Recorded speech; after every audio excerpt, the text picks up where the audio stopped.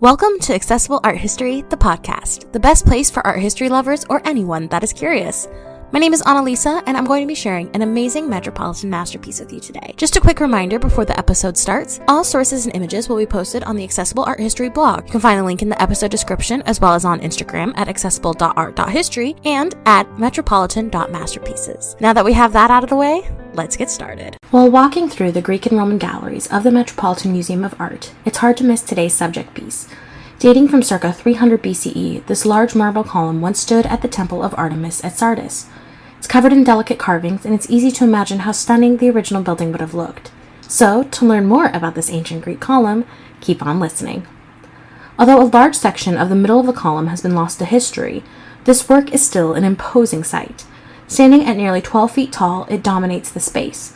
We can classify this column as an Ionic one because of the curled detail on the capital, or top. The ribs that run down the column are called fluting and provide visual interest. The base of the column is decorated with a floral or vegetative pattern. An archaeological survey of the temple indicates that this column likely came from either a west or east porch.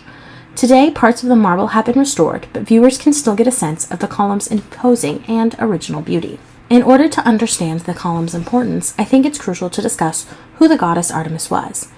In ancient Greek mythology, she was the goddess of the hunt, the wilderness, wild animals, nature, vegetation, childbirth, care of children, and chastity. She was the twin sister of Apollo, and they were children of Zeus and a mortal woman named Leto. Together, brother and sister ruled over the sun and moon, respectively. I think that the Homeric hymn number 27 sums up her powers beautifully.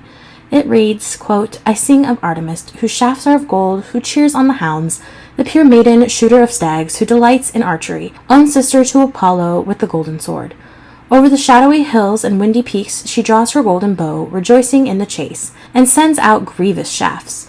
The top of the high mountains tremble, and the tangled woods echo awesomely with the outcry of beasts, earthquakes, and the sea where fishes shoal." Evidence of worship of Artemis can be found all over Greece and its colonies. This varies from statues to votive offerings to temples like where this column came from. There are many images of Artemis throughout the Met Museum, so make sure to keep an eye out for her while you wander the halls.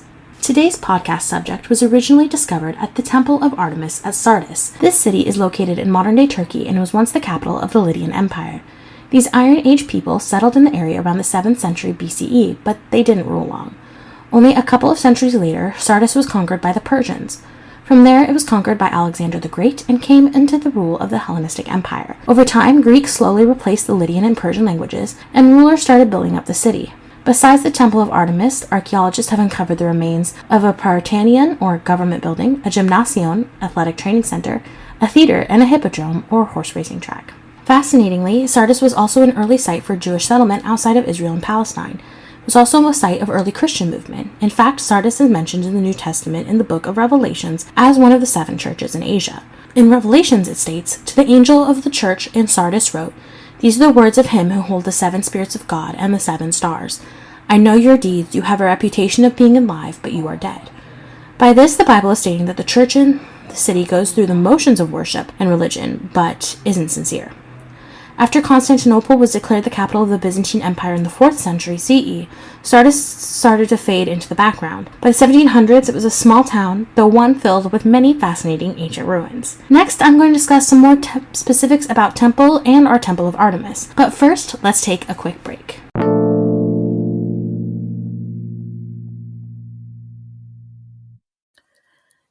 Have you ever wanted to make a podcast? Spotify has a platform that lets you make one super easily, distribute it everywhere, and even earn money. It's all in one place for free. It's called Spotify for Podcasters, and here's how it works. Spotify for Podcasters lets you record and edit podcasts right from your phone or computer, so you don't need any kind of fancy setup. You can distribute your podcast to Spotify and everywhere else that podcasts are heard. Video podcasts are also available on Spotify. And when you want to take conversations with your fans to the next level, you can use Q&As and polls to get them talking. With Spotify for Podcasters, you can earn money in a variety of ways, including ads and podcast subscriptions. And the best thing, it's free with no catches. Ever since I discovered Spotify for Podcasters, I feel like I can connect with audiences about my love for art history. I highly recommend you give it a try if you want to share your passions. Download the Spotify for Podcasters app or go to www.spotify.com/podcasters to get started. Hi there, this is Annalisa, the founder of Accessible Art History. Thanks for tuning in today. As a part of my mission, I work to provide free, quality art history content for anyone who is curious. But if you'd like to support Accessible Art History, you can find the link to my Patreon for monthly support or buy me a coffee for a one-time donation. If you do decide to donate, please let me know so that I can give you a shout out on a future episode. Thank you for listening, and let's get back to our episode.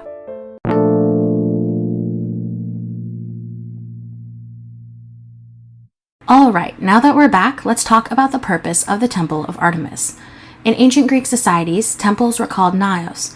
This was because they weren't just places of worship, but were in fact the home of the gods. Each city had its own sacred sites, and temples were maintained by the priestly class. The gods were in control of everything in the natural world. From the weather to the success of crops, from war to love, gods held all the power. So it was crucial that their homes were maintained and that they were happy. Priests ensured that the temples were kept clean and were decorated with the finest images and items. Citizens of the city would bring money or food to ensure that the gods were well fed. It was a delicate system to ensure that the gods were happy and therefore would bring favor to the city. Inside of the temple, the god or goddess would have been represented by a statue or cult image. In the case of today's podcast episode subject, that would have been a representation of Artemis. Sadly, it's been lost to history, so we aren't sure what she would have looked like. Cities would aim to create a statue of the finest material possible. The better material, the more favor that it could bestow. The success of the relationship with the god therefore determined the success of the city. If you look closely at the bottom of the column, directly above the base, you will see a ring of carved stone. The small rounded shapes are leaves, transforming this section of the column into a wreath. In ancient Greek culture, wreaths are symbolic of victory and memory. They are often accompanying dedicatory or sacrificial, funerary, or athletic inscriptions. In order to fully understand the use of a wreath motif in this column, we have to travel back to the original site in Sardis. On one of the columns at the original site, there is a dedicatory inscription. It reads, "My torus and my foundation blocks are carved from a single block of stone, furnished not by people but given to the temple, and continues with unabashed pride. Of all the columns, I am the first to rise." Although experts have dated this inscription to between the 1st and 2nd century CE, so a few centuries after the temple was built, it was put there because of the temple's long history and connection to the city. It's likely that the people who ordered the inscription understood this and felt that it would make the inscription that much more powerful because of its connection to the past. The first written record in, quote, modern times of the Temple of Artemis were found in an account written in 1444 by Siracius of Ancona. On his trip to Sardis, he wrote that he saw 12 round, huge columns. 500 years later, American archaeologist Howard Crosby Butler was invited by the Imperial Ottoman Museum to excavate at the temple. This would have been the first time that there had been an organized survey of the site. Due to this exciting opportunity, Butler was able to persuade many sponsors to help pay for the expedition, including members of the Board of Trustees of the Metropolitan Museum of Art. Butler and his team excavated at Sardis for 4 seasons, until World War I and Greco-Turkish tensions prohibited him from going back. When he was finally able to go back in 1922, he and his team were devastated to find that much of their careful work had been destroyed by conflict. However, he didn't let that get him down and continued to work enthusiastically at the site. It also didn't hurt that a new treaty, passed in 1920, established laws concerning the excavation and exportation of antiquities. It stipulated that archaeologists could export half of their antiquities unearthed at Turkish sites, meaning Butler could send his discoveries back to America and American museum collections. This is how the column we're discussing today came to be in the Met Museum.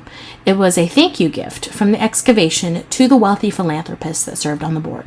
The Metropolitan Museum of Art has one of the finest collections of ancient art in North America. It contains more than 30,000 works dating from the Neolithic period to the 4th century CE. One important thing to note is that even though many of the works fall into the Greco-Roman category, they are actually representative of larger empires that both cultures created. Visitors can view objects from prehistoric Greece, Syria, and even art from pre-Roman cultures like the Etruscans. The galleries of this part of the museum are absolutely stunning. Sculptures fill an interior courtyard that is supported by several large, classically inspired columns. The space is lit almost entirely with natural light that streams in from the skylights. Visitors almost feel as if they've been transported to ancient times and are strolling through their villas, enjoying art. The column from the Temple of Artemis is the focal point of Gallery 160. This gallery holds art from the Hellenistic period and serves as an introduction to the larger space. Thanks to its massive size, it's hard to miss. Although the Temple of Artemis at Sardis is in ruins today, this column stands to remind us of its beautiful legacy. Victory, memory, and religion are all written into the marble so that later generations can learn from the past. Well, that's a wrap on today's episode. Make sure to tune in next time for an episode on Bronzino's portrait of a young man. Thank you so much for listening to this episode of Accessible Art History, the podcast. Make sure to follow us on Instagram at accessible.art.history and at metropolitan.masterpieces for updates and to keep an eye out for the next episode. They drop every week on your favorite podcast platform. If you prefer to listen on YouTube, you can find episodes there on about 2 weeks after each episode is posted. Cheers and see you for the next episode.